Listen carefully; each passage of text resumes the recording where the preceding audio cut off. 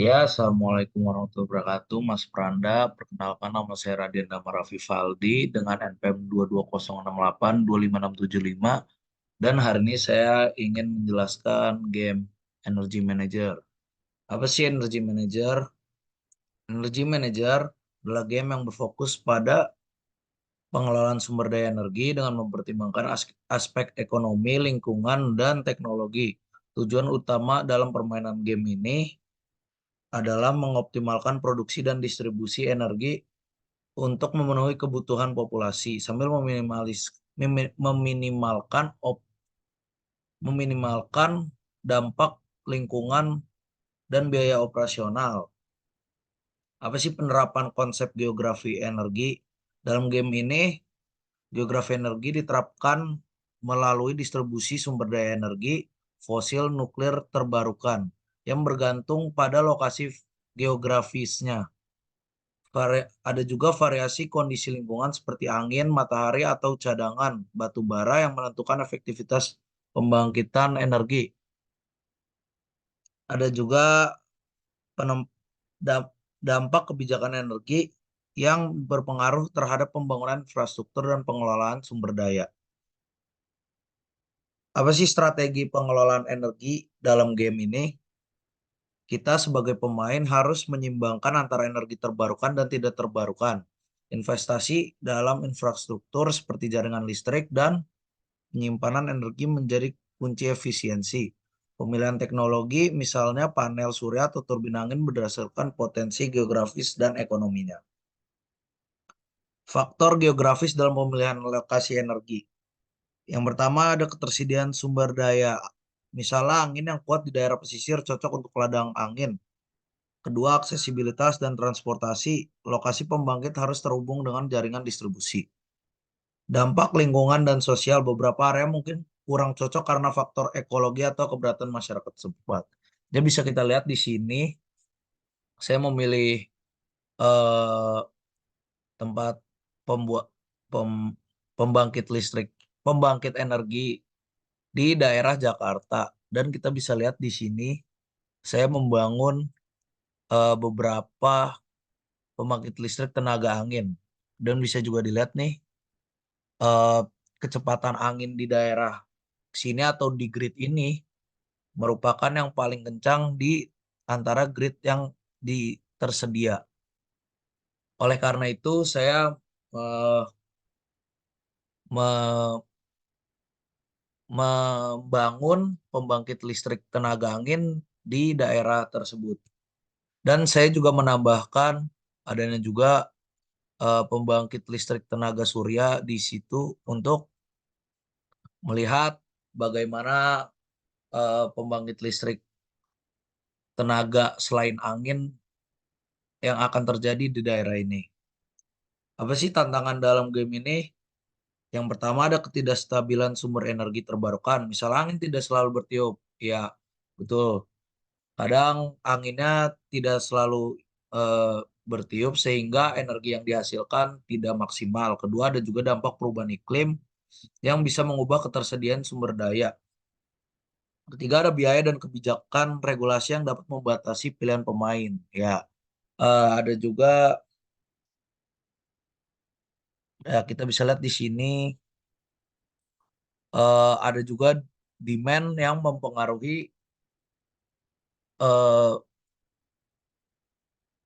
hasil atau penghasilan kita oleh pembangkit energi ini kadang juga bisa naik dan bisa turun sehingga penghasilan yang dilakukan itu tidak pasti.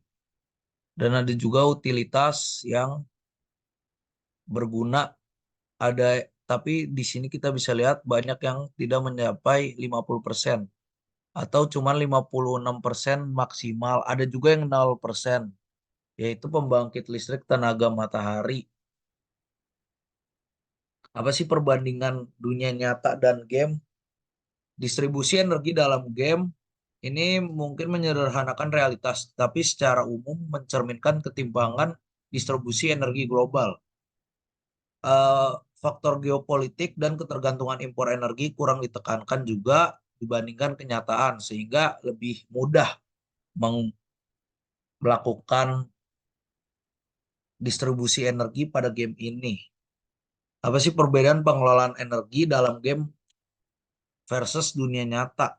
Dalam game keputusan lebih cepat dan tanpa birokrasi yang kompleks. Di dunia nyata faktor sosial politik dan investasi jangka panjang lebih dominan. Ya, betul sekali. Kalau di dunia nyata mungkin akan lebih repot karena adanya sosial politik sehingga mungkin akan eh mengganggu lah. Bukan mengganggu. Apa ya, Bas? Eh Menghambat pembangunan pembangkit energi sehingga ya dunia nyata dan game memang berbeda. Dan kenapa saya di sini menggunakan pembangkit listrik tenaga angin atau matahari? Kenapa tidak menggunakan fosil atau nuklir? Dan pertama saya menggunakan pembangkit listrik tenaga angin karena emisi yang dikeluarkan oleh pembangkit listrik tenaga angin tidak sebesar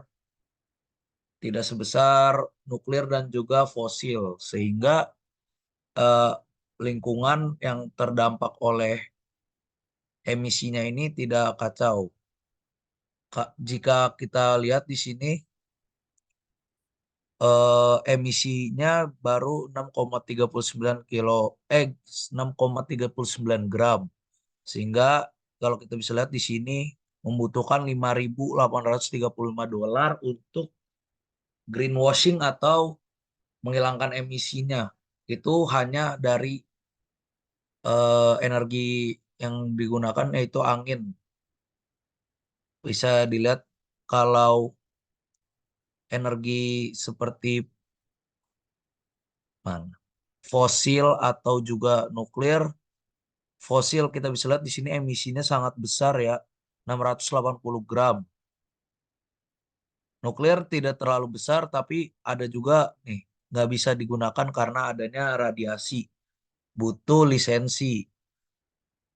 Sedangkan angin dan matahari, apa angin tidak sebesar fosil yang kita bisa lihat di sini 680, 730, 820 kW per gram per kWh, sehingga bisa merusak eh, lingkungan dari emisinya dan membutuhkan greenwashing yang sangat mahal. Hmm, Mungkin hanya ini saja dari pembangkit saya atau PT saya karena belum lengkap juga karena ya emang mungkin penghasilannya dari kemarin tuh belum naik atau turun sehingga duit yang saya gunakan tidak tidak mampu lah buat membeli pembangkit listrik atau pembangkit energi yang lain. Ya mungkin kesimpulan dari game ini yaitu game ini memberikan wawasan tentang tantangan pengelolaan energi dan pentingnya lokasi geografis dalam menentukan strategi energi. Pemain bisa memahami kompleksitas transisi energi, tetapi masih perlu pemahaman lebih lanjut tentang faktor ekonomi dan politik dunia nyata.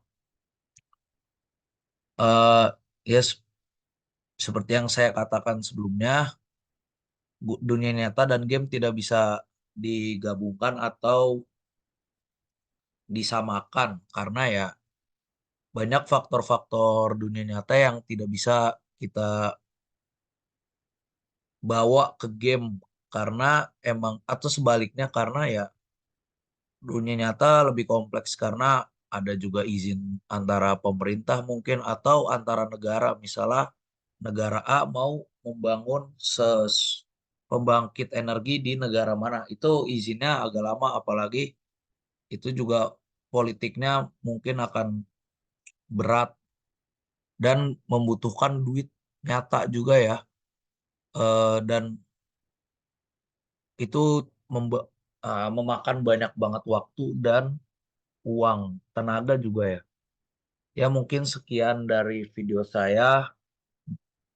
Kurang lebihnya mohon maaf. Wassalamualaikum warahmatullahi wabarakatuh.